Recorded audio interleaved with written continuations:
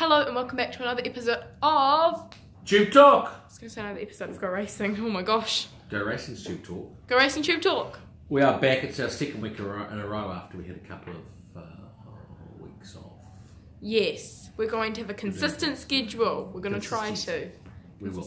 We shall. So, We shall. Emails. how many do you want to go for? I'll go for 4. I'll go 5. Okay, That's 1. that's 1. However, let's start with last week. We had Mark II and Has a Halo in the Oaks, but we will start with Mark II. Yes, good run from Mark II. She ran 5th and only her 4th race day start in a Group 1, and she has it all before her. Got a good run in transit, saw out the distance really well, was hitting the line strongly. It has got a massive future in front of her. Not sure where we go with her yet. We're giving her a few days off, and we'll just decide whether we go again as a 3-year-old or whether we wait till she's 4. So we'll make that decision the next couple of days. Has a Halo once again had no luck. She was actually pushed 3 wide going into the back straight by Mark II. Was stuck 3 wide, then 4-5 wide from the 1000 and just had loomed on the turn but had no luck at all. And so she's gone to the paddock and she'll return as a 4-year-old. She's a Group 1 winning 3-year-old filly.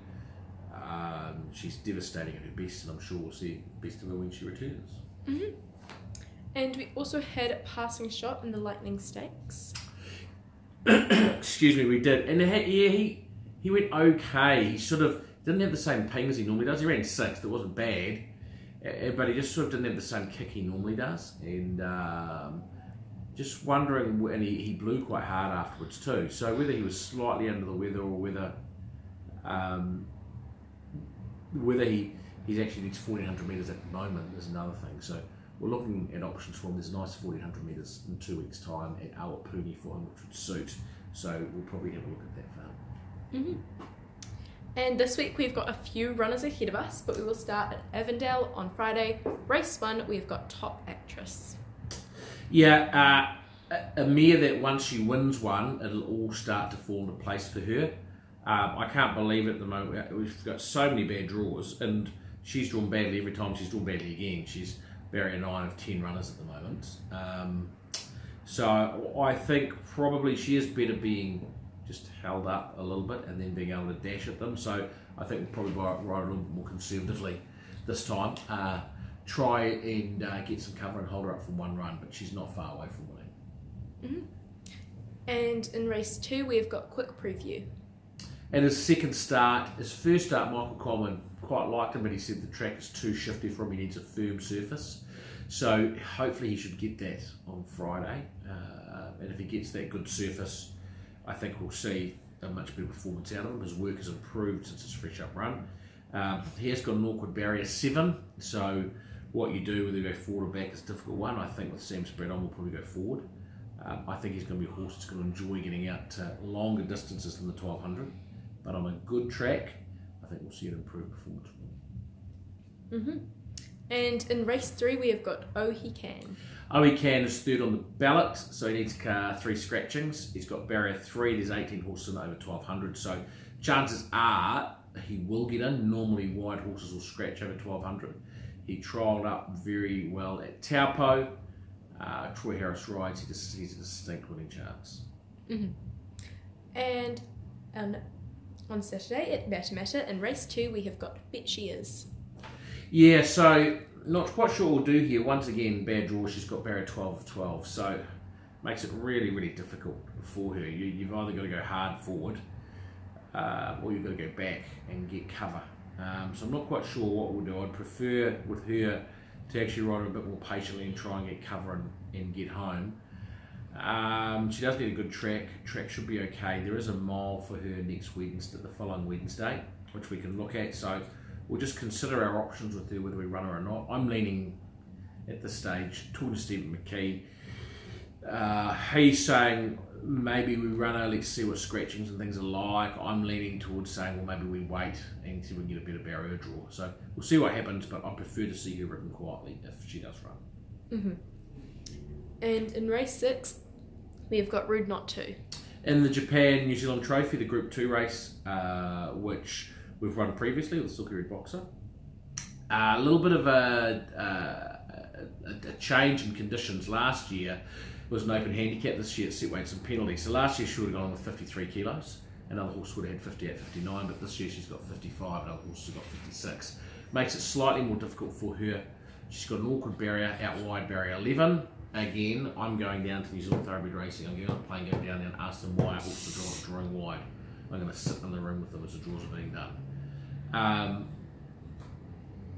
She's drawn barrier 11, but she is a go forward horse. She is in great form. She looks terrific. However, all her best form is right-handed, and she's going back left-handed, which is a slight concern. But I still think as long as it's a good track, she'll run well, and she's a nice each-way chance. Mm-hmm. And in race 7, we have got Bell Tester. And I should say with Danielle Johnson on her and sticking with her. Mm-hmm. Bell Tester is fresh up in a rating 75, 1200 metres race. She is a stayer. So she is a horse that is going to be best when she gets over a mile and a half and even further. So she's not a horse that 1200 metres is well short of the best. It's just a starting point. She's probably only fit enough for 1200, so that's why we're going that distance, and then she'll step up to a mile. Really, as a stayer, resuming over 1200 metres is not a realistic chance, but it'll be a good blowout for her. She'll probably get back and hopefully hit the line a bit, and we'll be happy. But wait for her until we get over more ground. Mm-hmm. And I also, Sophie, need to talk about Rosehill on Saturday in the Manion Cup. We have Elward running. So Elward in the Group 350,000 Manion Cup. He's drawn barrier 11, he's drawn wide. Tommy Berry's on, and he's well weighted though, 54 kilos. The biggest issue for us is going to be the track conditions. He's obviously a very smart horse, he's in great form. He's been unlucky, he should have won both his races this time in. The track looks like it'll be heavy, and he has absolutely no form on a heavy track. So he almost certainly has to run because we're getting ready for the Sydney Cup. And he'll probably get back and get cover. But his sprint is definitely blunted by the wet track. So, how many is that? 3. So I think, sprint is blunted by the wet track. So it's going to be difficult for him on Saturday in those conditions, even though he's a good horse. Mm-hmm. And finally, we move on to Bet of the Week. However, before we get into that, we must comment, last week our Bet of the Week got second place. Yeah, we went short. Go Racing is a sham. It ran second. So I guess you've got to say slightly disappointing because it was a short priced favourite. But at least we maintained our horses running in the money. Right. Okay, let's hope we've got a bit more luck this week. Drum roll, please.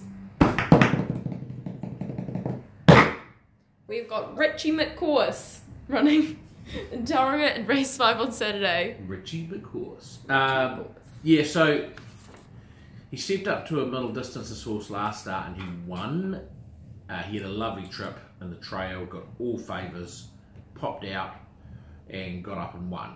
It wasn't a hugely impressive win, but it was his first trip up over ground, and most times horses that go even better their second trip over ground. He's got barrier 1, he's a big horse, he should be able to settle handy. He's in the same grade, still well on the weights, and I think he's a really good chance. He's probably only going to pay about $3, but I think he's a standout on the day. So Richie McCourse is our Bet of the Week. Bet of the Week. Thank you very much for Tutor Albert. Thank you, Sophie. And let it be known, I won the emails this week. And we'll see you next week.